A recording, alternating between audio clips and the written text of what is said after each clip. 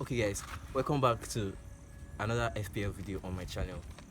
I'm so happy to have you here. So happy to have you here once again from my last video. If you've not watched the last video, I advise you to go back and watch it. It's just above. So today I'll be looking at players to watch as we go forward in Game Week 13. But before I go ahead, let me just give you a rundown of how I did in Game Week 12 and how my team was. So I had Sa in goal, Wolves goalkeeper. Obviously, they kept a clean sheet, 8 points. Cancelo. In my defense, I have Cancelo, Trent, Alexander-Arnold, and Livramento. Cancelo getting 12 points, Trent 15 points from 2 assists in Liverpool's game against Arsenal. And Livramento with 1 point. They couldn't keep a clean sheet this time around. In midfield, I had Saka, Gallagher, Salah as my captain, and Buemo. Saka with 2 points, Gallagher with 5 points. Salah 8 points, captain 16. Buemo with 2 points. Then my front line I had Jimenez, Ronaldo, and Antonio. Jimenez with 8 points, Ronaldo with 5, and Antonio with 2. Right on my bench, I have Sanchez on my second goalkeeper. Obviously, red card. He couldn't play this week. He couldn't play last week. Jansen from Brentford, 1 point. Kukurea from Brighton, 5 points. He got a clean sheet and was subbed off. Immediately after I was subbed off, Aston Villa scored 2 goals against Brighton and they couldn't keep clean sheet anymore. And Brownhill with 2 points. So this is how my team did in Game Week 12. And going ahead, I would like to talk to you guys about players that I will consider and like to bring into my team ahead of Game Week 13. Looking at Reguilon, in short, Tottenham has been trying to adapt under Conte. They have only had 2 games, so there's no much sample space to really tell how Conte has really placed the game. But over the years, Conte at Chelsea, Conte at Inter Milan, we see that he makes good use of his number 9, his strikers, and also his wing backs.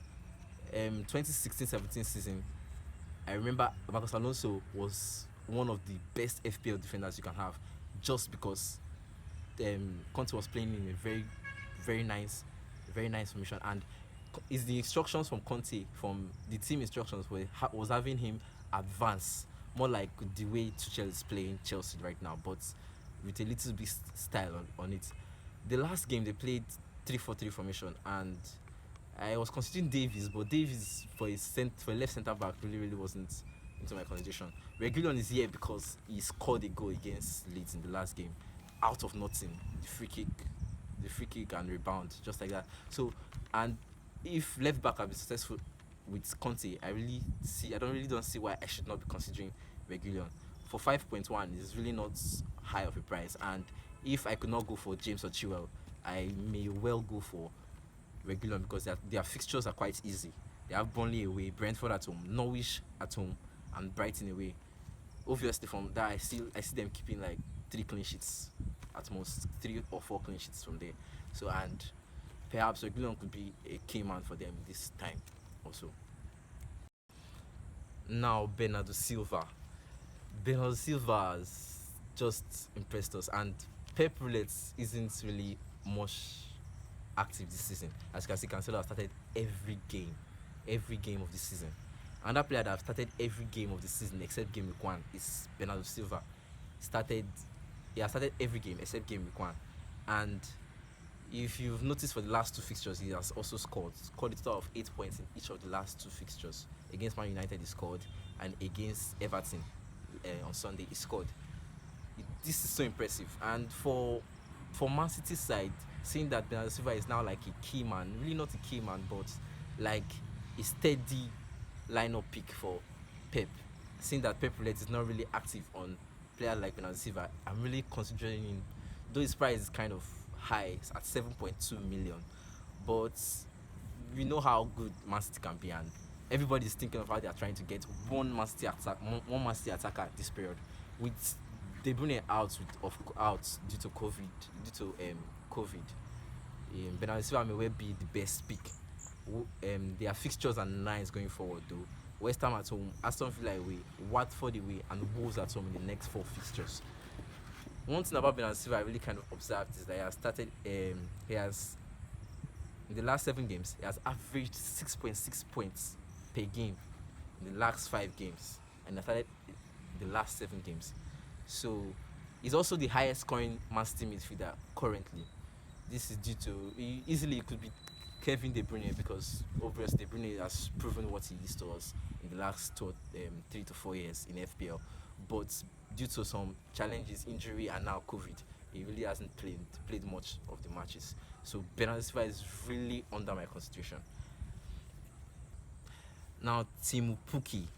A lot of you may feel that this is not really like a good selection for players to watch out for, but they have a new manager. Obviously, you know how manager bounce can be so effective on any team.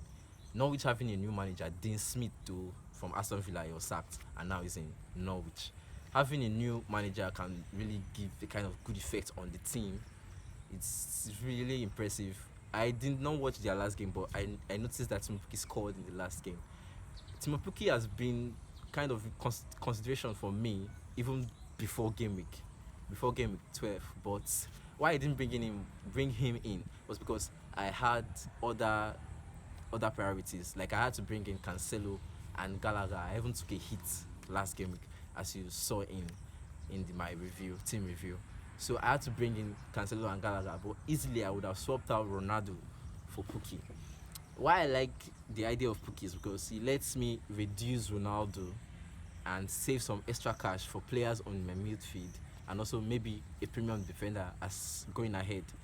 But Timu Puki, he really did not have much chance in that last game. So, and we look forward to seeing how Dean Smith will use him in subsequent games. But he's definitely on my radar. I may not bring him in this game week, but also he's someone that you may consider bringing in to your team, because he helps you save some funds in the forward line. And obviously we have seen that forward line hasn't really been the best result this season in FPL. Defense has big at the back has been doing the trick. Defenders has been just wonderful, likes of them Trent and Cancelo. So Timupuki will help you really save a lot of money in your attack, save a lot of money, bring the money out of your attackers, and maybe invest in midfield or defenders. So that's it, guys, for players that I am watching out for in Game Week 13.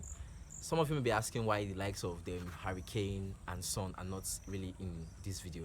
The thing is, Harry Kane and Son, I watched Tottenham's game against Leeds on Sunday, and Harry Kane and Son really don't seem like they are really fits into the Conte style of play. And also we saw them Kane hits the woodwork, and Son also hit the woodwork off from a deflection too. But I feel like I want to wait and not really consider them into my team just yet. Also, you may be thinking why likes of them Cancelo are not in this video. Cancelo is already in my team and is already a high percentage ownership around the game, so I really did not see the need to bring him in. But it's a very nice pick also. So thank you guys for watching. I really appreciate it. If you know you've enjoyed the video, give a like, subscribe to my channel for every other video that will be coming along for the rest part of the season, and I'll be back on Friday for my team selection video and some final thoughts going into Game Week 13. I really hope to see you there.